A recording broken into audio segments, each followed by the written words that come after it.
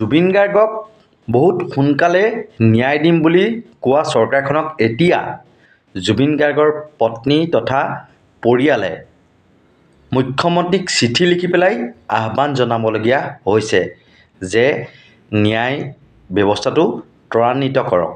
কিয়নো অভিযুক্ত যিসকল আছে সেইসকলে বহুত অভিজ্ঞ আৰু জ্যেষ্ঠ অধিবক্তা ইতিমধ্যে নিয়োগ কৰিলে, কিন্তু বিপৰীতে জুবিন গাৰ্গৰ ক্ষেত্ৰত এজন অধিবক্তাইহে কামবোৰ চাই আছে। গতিকে পাব্লিক প্ৰচিকিউটৰ যি আদালতত মানে বিশেষ আদালতৰ ব্যৱস্থা কৰি জুবিন গাৰ্গক যাতে ন্যায় দিয়ে এই কথা কৈছে মানে গৰিমা শইকীয়া গাৰ্গ, জুবিন গাৰ্গৰ পত্নী, লগতে ভগ্নী পামী বৰঠাকুৰ আৰু খুৰাওকে এই কথা মানে এখন চিঠিৰ জৰিয়তে মুখ্যমন্ত্ৰীলৈ আহ্বান জনাইছে। আৰু সেই চিঠিখনত এটা কথা উল্লেখ কৰিছে যে যদিহে লেহেমীয়া কৰে ন্যায় ব্যৱস্থাৰ প্ৰতি মানুহৰ আস্থা উঠি যাব।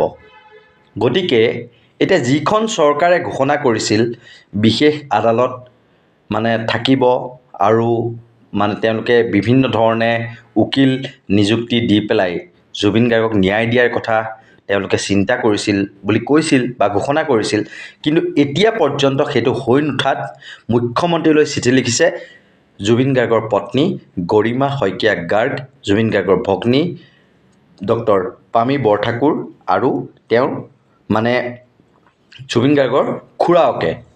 গতিকে এই ক্ষেত্ৰত এটা কথা নিশ্চিত যে চৰকাৰখনে যিটো গতিৰে মানে জুবিন গাৰ্গৰ তদন্ত মানে আগবঢ়াম বুলি কৈছিল, ত্বৰান্বিত কৰিম বুলি কৈছিল, পূৰা দ্ৰুত গতিত বিশেষ আদালতৰ জৰিয়তে হওক বা ফাষ্ট ট্ৰেক আদালতৰ জৰিয়তে হওক, সেয়া কিন্তু হৈ উঠা নাই বুলি প্ৰমাণ হ'ল এই চিঠিখনৰ জৰিয়তে।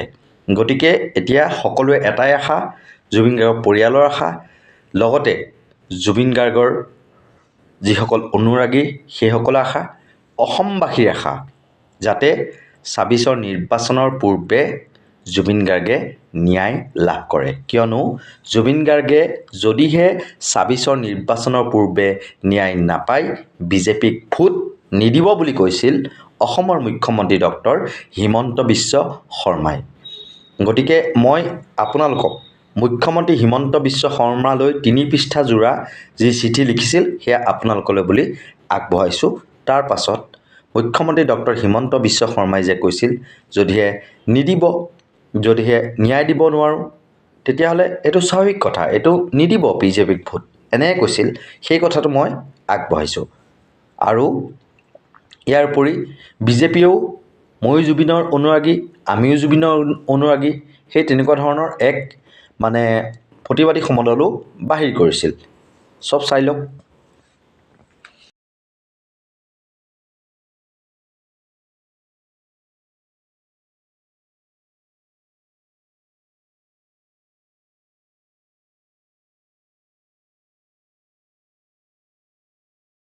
যিদিনাখন মই বিফল হ'ম সিদিনাখন আপোনালোকে মোক শাস্তি দিব। কিছুমানে কৈছে যে ২৬ত ভোট নিদিওঁ, সি স্পষ্ট কথা, আমি যদি জুবিনক ন্যায় দিব নোৱাৰো আমাক আপোনালোকে কিয় ভোট দিব? ইয়াতো স্বাভাৱিক।